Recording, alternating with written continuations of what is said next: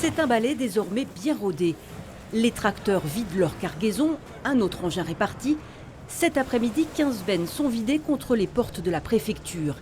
Conclusion d'une longue réunion chez les représentants de l'État, la première depuis le début de la semaine. À la sortie, l'humeur n'a pas changé. Mais on est écouté, ça je ne peux pas dire qu'on n'est pas écouté, on est écouté, c'est sûr. Mais comment dire, ça va remonter, je pense que ça va remonter. Mais le gros problème, c'est qu'il n'y a rien qui redescend. On reste. On reste. Tant que je vous dis, tant que Paris n'a pas parlé, on reste. Périgueux vit cette semaine au rythme de la coordination rurale.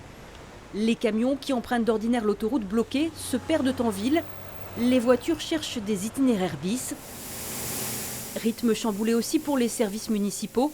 Devant la cité administrative, le nettoyage de la manifestation d'hier commence à peine, sous l'œil des passants. Moi, je suis solidaire avec les agriculteurs, donc il n'y a pas de souci.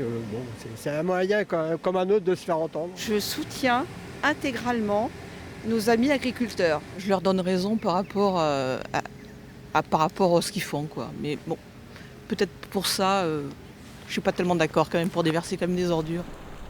La ville chiffre le ménage, le tri et le traitement des déchets à 25 000 €. Elle a décidé de renvoyer les factures à l'État.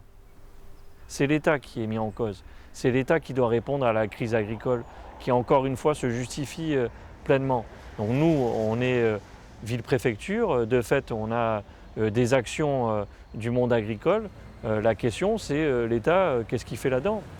Pour appuyer la demande, depuis aujourd'hui, plus de déblayage complet à Périgueux, seulement des voies dégagées.